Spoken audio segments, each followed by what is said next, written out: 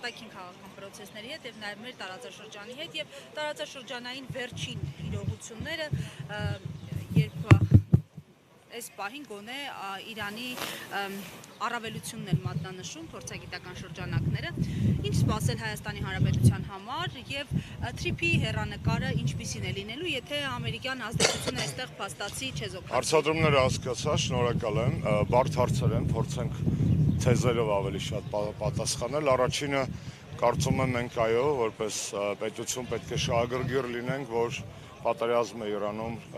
արագ կերպով ավարտվի, ցավոք սրտի դիվանագիտությունը եւ ռազմական փաստացի գործողությունները միշտ չէ որ համընկնում են, դուք տեսաք, որ թեպետ հայտարարվել էր հրադադար, բայց արդեն Լիբանանի հետ կապված հետաքրքրությունների պատճառով հարցականի տակ է դրվում խնդիրը, բայց մենք մեր հետևությունները անենք։ Առաջինը մեզ այո պետք է կայուն տարածաշրջան, երկրորդը մեզ պետք է միացյալ չտրոված եւ ուժեղ Իրան, որպես հուսալի բարեկամ պետություն։ Ակնհայտ է, որ եթե Իրանը չի պարտվում այս պատերազմում, իսկ կարծեք թե դա արդեն ընդունում են նաև արևմտյան շրջանակները, թուրքական գործոնը էլ ավելի ընդարձակվելու, Հարավային Կովկասում առավել ընդարձակվելու հնարավորություն չի ստանալու եւ սա մեզ համար պոզիտիվ զարգացում է, որտեղ հակառակ պարագայում Ռուսաստանի հետևողական դուրս մղման եւ Իրանի թուլացման պարագայում Թուրքիան ամբողջությամբ կլցներ իրենով տարածաշրջանը։ Հաջորդ հետևությունը, որ պետք է անել այն է, որ ամերիկյան անվտանգային գարանտիաները չեն աշխատում, անգամ այն պետությունների համար, որտեղ ԱՄՆ-ն իրոք ունի ռազմաբազա եւ որոնց իրոք տվել է այդ անվտանգային գարանտիաները։ Հայաստանի պարագայում գիտենք, որ անցյալ տարվա Վաշինգտոնյան հանդիպումից հետո մեզ փորձում էին որպես անվտանգային գործոն հրամցնել Ամերիկայի նախագահի կողմից պարզապես վկա լինել այդ արարողությանը,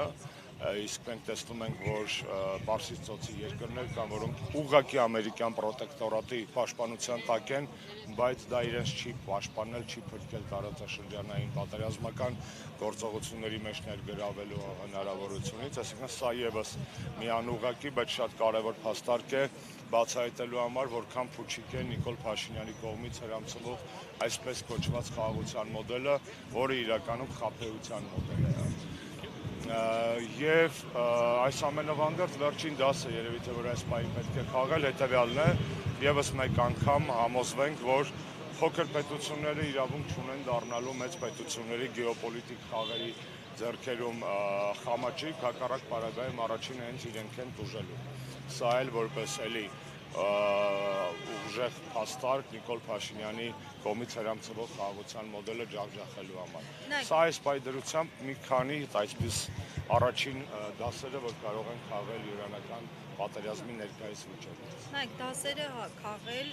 բայց Հայաստանի իշխանությունները շարունակում են խաղաղության օրակարգը,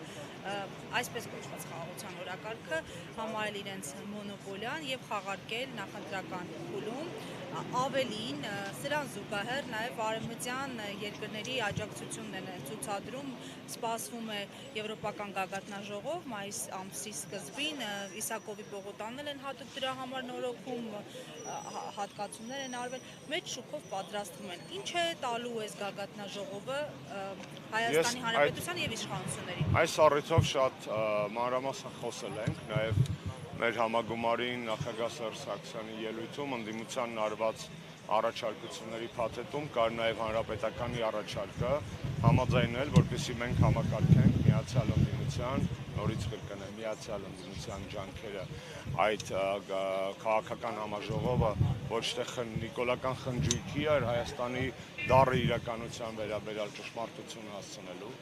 Հայաստանի տեսեք, եթե լիներ այլ ժամանակահատված, այլ իշխանությունների օրոք, ես միանշանակ կողջունեի դա։ Այլ ժամանակահատված ասելով նկատի ունեմ նախ եւ առաջ, որ կարելի էր այդ գագաթնաժողովները տարեկան 2 անգամ են լինում, կարելի էր հանգիստ այս մեկը տանել Բրյուսել եւ հաջորդ աշնանը հետընտրական ժամանակահատվածում գալ Հայաստան։ Ես հաստատ կողջունեի ԵՄ Հայաստան գործընկերային օրակարգի առաջմղումը, եթե այդ օրակարգը լիներ իրական, եթե այդ օրակարգը բխեր Հայաստանի շահերից եւ Եվրոպական միություն Հայաստան Սերժ Սարգսյանի օրոք եւ շնորհիվ ստորագրված համաձայնագրի իրականացումից, այսինքն ձևի մեջ ամեն ինչ կարծեք թե լավն է, բայց բովանդակության մեջ եւ ժամկետի եւ օրակարգի առումով կեղծ է եւ ակնհայտ միտում ունի ոչ թե Հայաստանի եւ Եվրոմիության միջև ստեղծել ավելի ամուր կապեր, օգնել Հայաստանին բարեփոխվելու դառնալ իրականում եվրոպական ստանդարտներին համապատասխանող պետություն, այլ ամեն կերպով աջակցել Նիկոլ Փաշինյանի վերարտադրությանը եւ այստեղ ուզում եմ կրկնել շատ արդիական մի թեմա, որը հիմա միջազգային մամուլը քննարկում է, խնդրում եմ այս թեման հատուկ ընդգծենք։ Ամերիկայի Միացյալ Նահանգների փոխնախագահ գնաց Բուդապեշտ Օրբանին ընտրություններից առաջ սատարելու։ Եվրոպական ողջ լիբերալ մամուլով վայնասուն է բառի բուն իմաստով, որ վայ ԱՄՆ փոխնախագահը գնացել է Օրբանին նախընտրական սատարում հայտնելու համար, դա միջամտություն է ընտրությունների մեջ եւ այլն։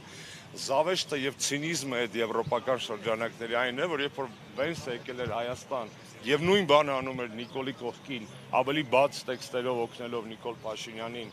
քաղաքական մրցակիցների նկատմամբ առավելություն ձեռք բերելու, եվրոպացիները ողջունում էին, ասում են վայ, այս ինչ լավ այց է, վայ Հայաստանը դեպի արևմուտք է թեքում եւ այլն։ Այսինքն սա այս դեպքը ընդգծում եմ հիմա, որովհետեւ A արդիական է, B ամենացայտուն ապացույցն է, թե ինչ ցինիկ են, ինչ ծիծաղելի աստիճանի շահարկվում են եվրոպական այն արժեքները, որոնց ես հավատում եմ, վատերն է, որ իրենք չեն հավատում իրենց իսկ արժեքներին արժակած։ Եվ նորից կրկնեմ, եվրոպական քաղաքական հանրույթի հավաքը այստեղ շատ լավ առիթ է ժողովրդին, հասարակության, ընդդիմադիր ուժերին ցույց տալու Հայաստանի իրական վիճակը, ցույց տալու քաղբանտարկյալներին, մամուլի նկատմամբ ճնշումները, ցույց տալու վստահ, այսինքն ով կարա խանգարի մեզ, մեր քաղաքում անել 50-100 հոգանոց պիկետներ կամ ցույցեր կամ տարաբնույթ փողոցային կրեատիվ ակցիաներ, տարբեր պատվիրակությունների դիմաց։ Ուզում եմ մի բանը շեշտեմ, այսօր անպայման այս էլ փորձենք առանձին շեշտադրել, այն որ Հայաստանը ժողովրդավարություն չի, բոլորս լավ գիտենք։ Այն որ դա հրամցվում է որպես ժողովրդավարություն քաղաքական հայտարարություններ, դա էլ գիտենք։ Բայց կան նաև մասնագիտական միջազգային զեկույցներ, որոնք իրար վրա հրապարակվել են։ Վերջինը 2 օր առաջ բրիտանական հեղինակավոր էկոնոմիստի կողմից պատրաստված ժողովրդավարության զեկույցն է աշխարհում, որտեղ Հայաստանը անգամ թերի ժողովրդավարության շարքերում չի դասվել, կան ամբողջական ժողովրդավարություններ, թերի ժողովրդավարություններ եւ կանք մենք նիկոլական հիբրիդային Հայաստանը, որ ասում են հիբրիդային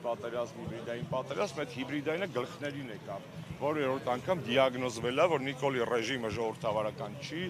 իդեպ Դավիթի առիթով ենք այստեղ, ուզում եմ ասել ուրախությամբ ասել, որ Դավիթ այլևս մեր ոչ միայն ընկերն է, կուսակցական ընկերը, պայքարի ընկերը, այլ նաև ՀՀԿ ԳՄ նորընտիր անդամ, առաջին անգամ ենք այս կարգավիճակում Դավիթի դատերին, եւ ուզում եմ շեշտել, որ այդ զեկույցում գրած է, որպես հետընթացի հիմքեր գրած է իշխանությունների կողմից հետապնդվում են անդիմադիր քաղաքապետերը։ Իհարկե դա եւ Դավիթն է, եւ ժամանակին Մամիկոն Ասլանյանն էր առ այսօրում վրա կա այդ դատավճիռը եւ Վարդան Ղուկասյանն է եւ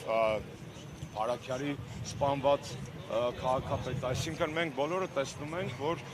այո, դրսից լավ էլ գիտեն ինչ է կատարվում, այսինքն ձեռք չի տալիս դա ասել քաղաքական ամբիոններից, քաղաքական ամբիոններից ասում են, չէ, հիվանդը հիվանդ չի, շաքարը տեղն է, բայց թղթում թաքուն գրում են, որ բան արտարգանդային ժողովրդավարական հղիություն ունի, որ ես ինքս տարբեր բաներ են գրում, էլի,